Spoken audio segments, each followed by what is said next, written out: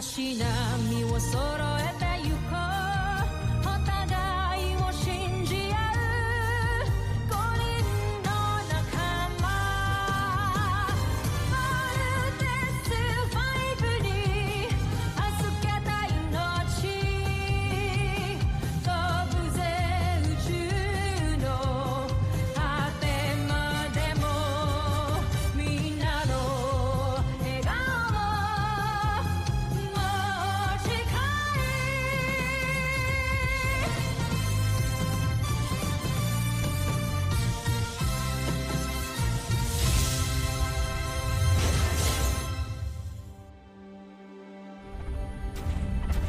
Ang nakaraan sa Voltes 5 Legacy. The chief medical officer can give you all the details that you need to know about my condition. That is the reason why I'm resigning my position as a Supreme Commander General. Dr. Hook, Camp Big Falcon is yours. Yes, Supreme Commander. May permission po ba kayo para gamitin yung rover na yan?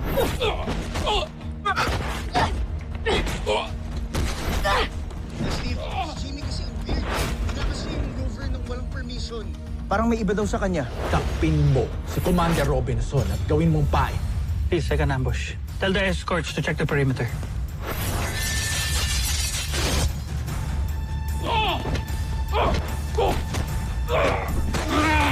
You're not Jamie. Kilala ko ang anak ko. Sino ka? Ako ang may hawak sa katauhan ni Jamie Robinson. Kaya mo bang patayin ang sarili mong anak? Kaya ko kung kinakailangan. Jamie, stop it! Stop it, Jamie. It's a ring. Ini-immunize ka ng ring na to. It was controlling your mind. Ako nang tatapos sa inyong mag-ama! Commander Robinson. Manda kayo, katapusan niyo na. Kala ko pupunta ako dito nang walang backup. Power missile! Lumisa na tayo! He's dead. No! He's not dead! Napatay ko ang isa sa mga pinuno ng Terra Air 2 na lumalaban sa atin. Tiyak akong malaki siyang kawalan sa planetang ito. Pero buhay pa rin ang mga piloto ng Voltes 5. Isusunod ko na rin sila. I swear, I will avenge your death. I will destroy all of the Bosanians. Pinapangako ko sa'yo yun. I love you so much. Another hero has sacrificed his life. General Robinson died for us with dignity. For our fallen Supreme Commander. Rest in peace, General Robinson. Fight on.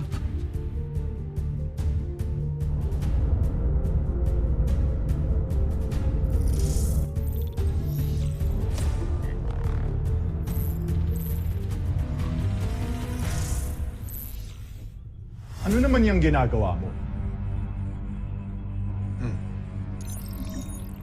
Ito ang tatapos sa kayabangan mo. O baka naman yan ang tatapos sa karera mo bilang general ni Zardos?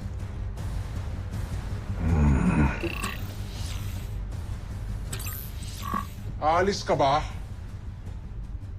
O gusto mong ihalo ko ang tugo mo sa eksperimento? Kung kaya.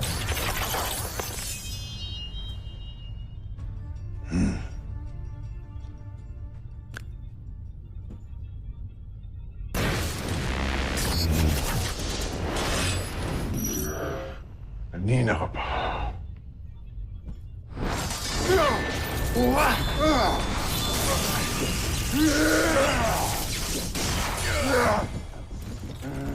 Huwag kayong makikialam!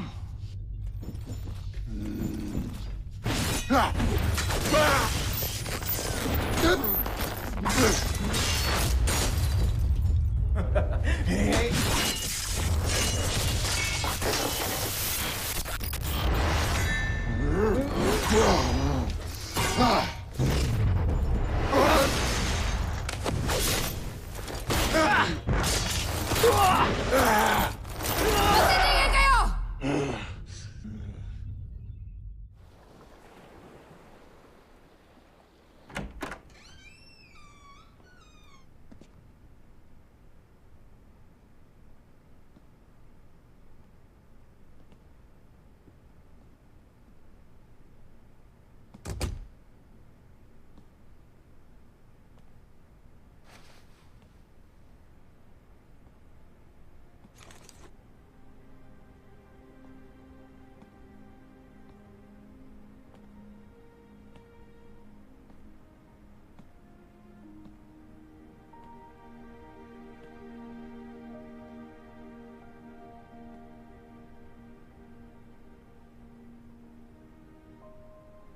Gusto ko rin bumawi sa'yo, anak. Gusto kong bumawi sa'yo sa mga pagkukulang ko sa'yo nung bata ka. Just in case na nawala ako. Gusto ko magkaroon tayo ng mga experiences and moments na maaalala mo.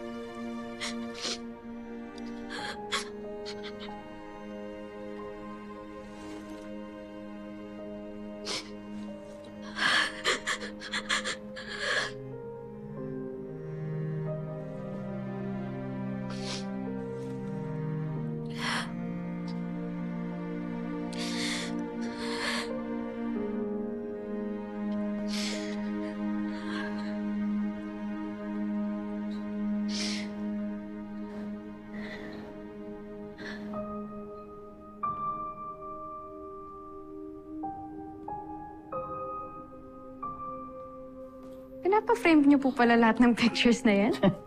Lahat naman ng pictures mo, piniframe ko. Tingnan mo, it's all you. Palibhasa kasi hindi ka na madalas umuwi dito. Alam mo naman kung gaano ka-proud ang daddy mo sa unika iha niya.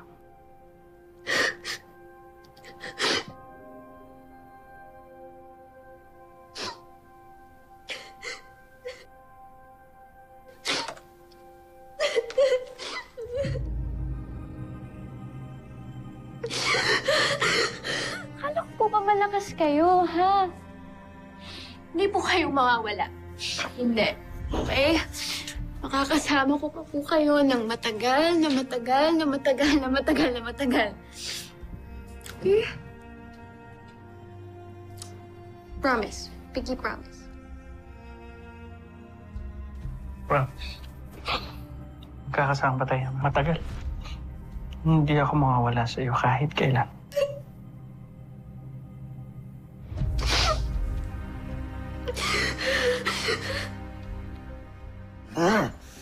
Parang hindi kayo mga general sa ginagawa ninyo.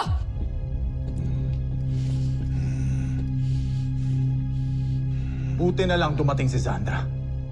Kung di bangkay kang babalik sa Busan. Tama na.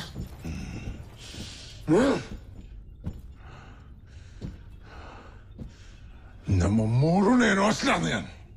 Bakit kasi nagpapa-apekto ka pa sa kanya? Alam mo namang ginagalit ka lamang niya, hindi ba? Malapit nang bawiin ng intruva na yan. Ang lahat ng sinabi niya sa akin. Huwag mo nang sayangin ang oras mo sa galit. Ang mabuti pa, ipakita mo na lamang sa akin ang eksperimento mo.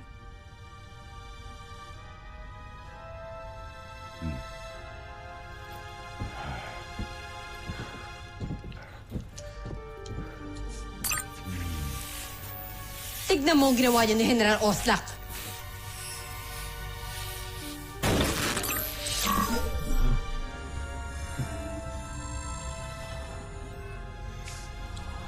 Tignan mo ito, General Sandra.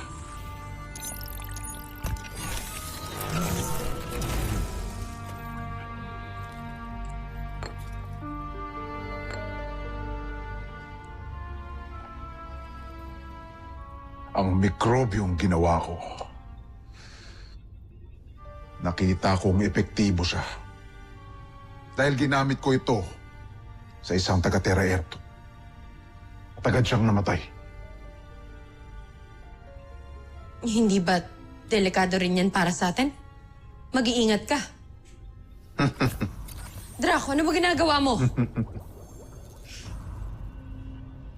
Huwag kang matakot, General Sandra. Tanging tayo lamang, taga-Busan, ang hindi tinatablan ng mikrobyong ito. Kaya ito,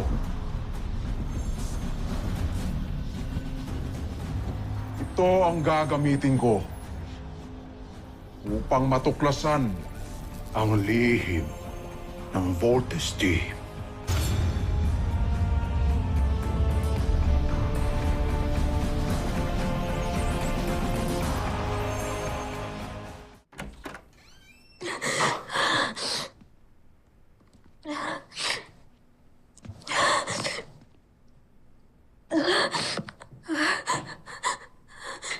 Jamie, sorry kung sinundan kita dito ha. Ayos ka lang? Egbert, pwede mo muna akong iwan, please? Okay. Pero gusto ko lang sana ipaalam sa'yo na sobrang naiintindihan ko yung nararamdaman mong pain ngayon. Kasi gaya mo, nawalan din ako ng magulang.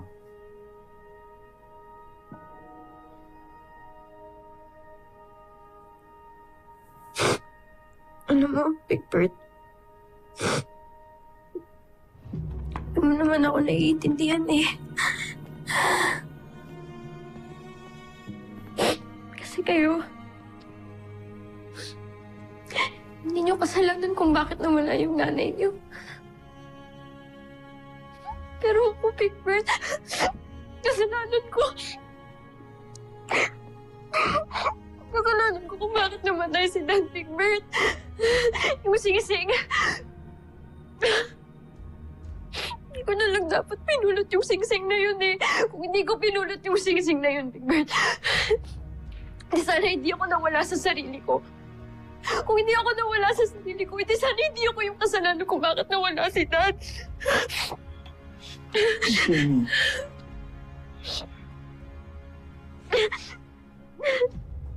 Hindi mo kasalanan yun eh. Okay? Kasalanan ko nga, Big Bird, di ba? Ano ba? Kasalanan ko! Kasalanan ko. Jamie, no. Kasi kahit makaligtas si General Robinson, mamamatay pa rin siya kasi meron siya malubhang sakit.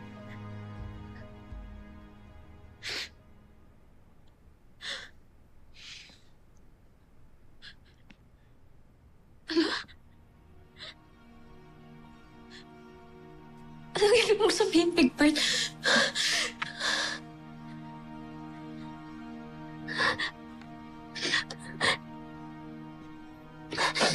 Yan talaga yung dahilan kung bakit kita sinundan dito. Binigay sa akin ni General Robinson yan nung kailan lang. Sabi niya sa akin, nakaschedule na raw yung operation niya. Kung hindi man siya makasurvive, ako daw yung mag-aabot sa inyo.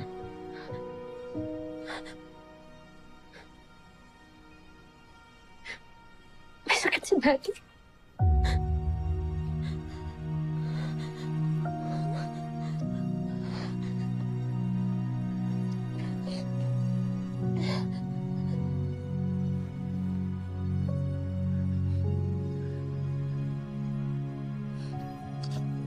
Sabi niya sa akin, may gastric cancer daw siya. Malubha. Nag-spread na yung cancer sa katawan niya, kaya kahit operahan siya, malakas daw yung chance na hindi na talaga siya makakasurvive. Jamie, sorry kung ngayon ko lang sinabi sa'yo. Pinapangako kasi ako ni General Robinson na wag ko daw sabihin sa iyo eh. O kahit na kanino. Ayaw niya nag-aalala ka. Ayaw niyang magulo yung isip mo dahil sa sakit niya. Jamie, kaya niya ginawa tong letter na to. Para kahit ano man yung mangyari, makapagpaalam siya sa'yo na maayos.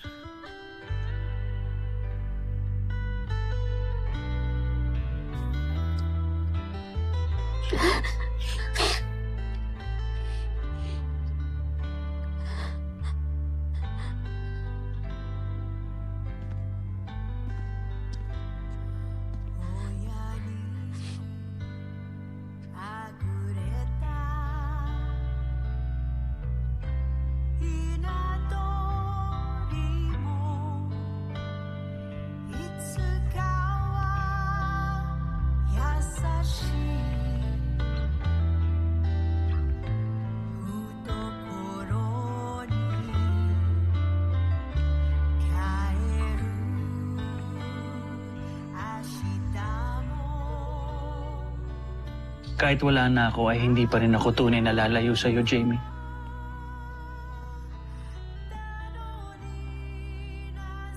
Walang magulang na nangiiwan ng anak. I will always be here. Kapag nalulungkot ka, nangangamba, nag-iisa, isipin mo lang palagi na nariyan ako sa tabi mo. Ang aking pinakamamahal ay mananatiling nasa iyo.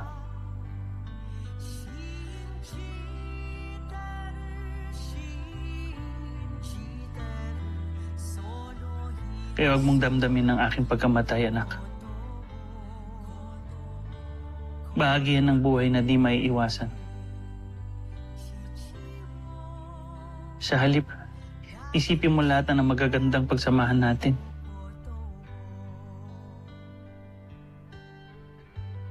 Ang lahat ng mga itinuro ko sa'yo. At kapag namimiss mo ko, tumingin ka lang sa salamin, anak.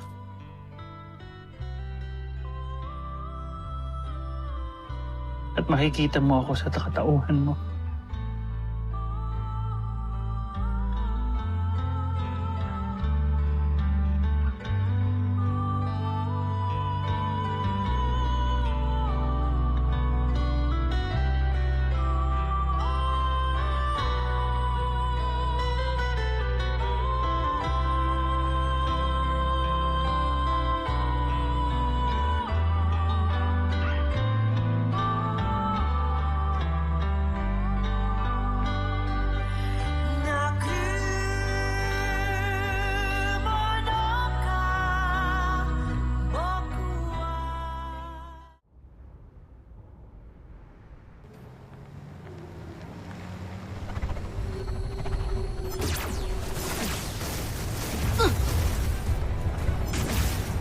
DBF Command! I'm under attack sa labas ng perimeter ng camp! Send backup now!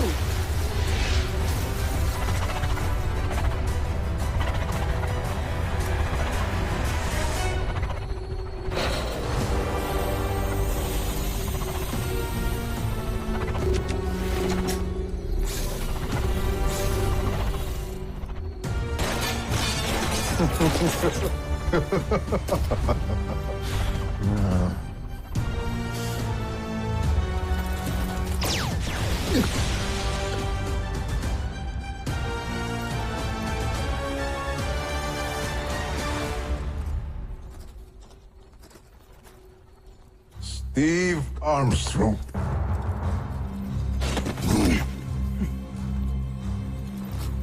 Tagal kong hinintay ang pagkakataon ito upang ako mismo ang papaslang sa'yo.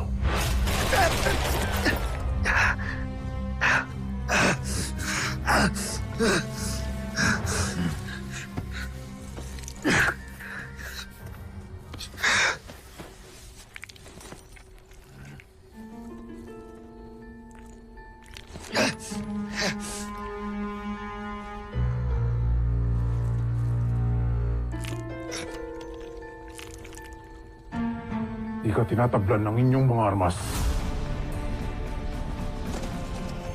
Ang klase kang nilalang.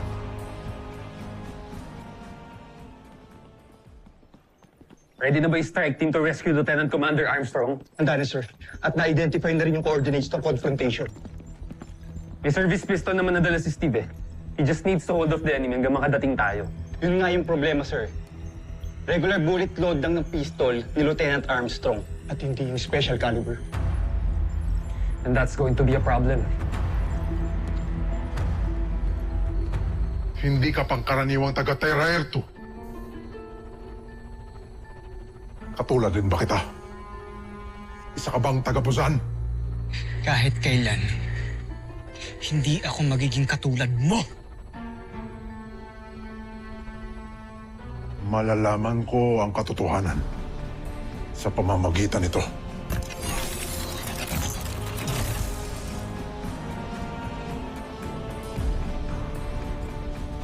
Kung tunay ka ngang taga-Terra Air 2, kakainin nito ang balat sa katawan mo.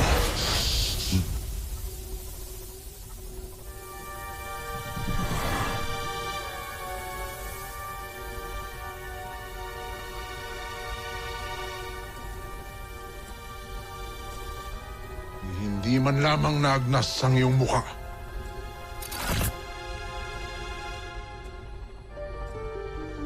Anong klase kang inilang? Makatunay ngang isa kang Buzainian. Kung isa ka mang taga-Buzang, isa kang walang kwentang alipin. At kailangan mo nang matay!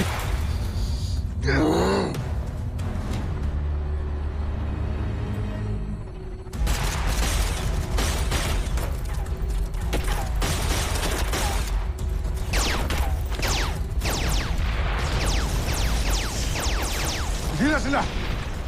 Kailangan ko mag-ulat kay Prinsipe Zardos.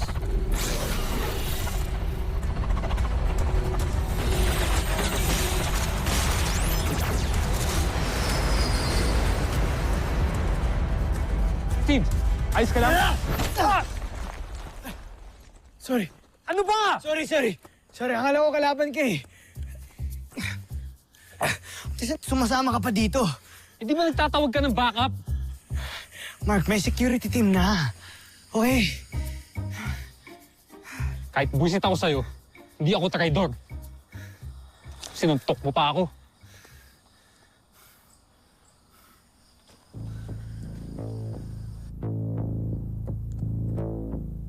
Thanks, Mark.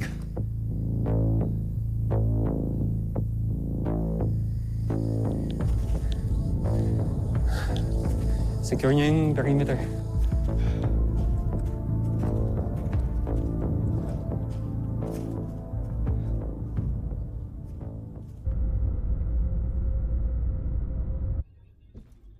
Joffrey. Tama bang tinig ko? Pumunta ka ng lupa ng walang pahintulot ko. At natalo ka ni Steve Armstrong. Sa laki mong yan, nagpatalo ka.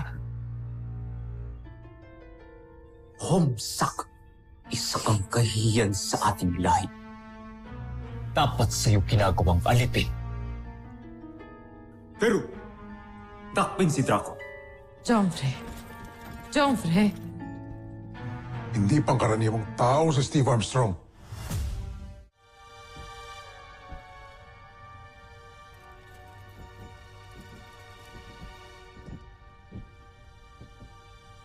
Anong pinagsasabi mo? Sa gitna ng aming paglalaban, ginamitan ko siya ng armas nila. Pero hindi ito tinabla ng bala.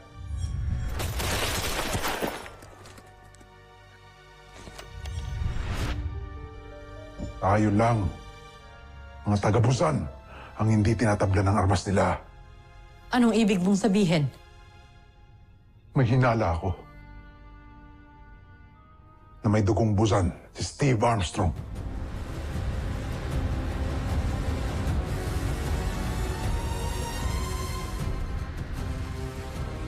Susunod sa Voltes 5 Legacy.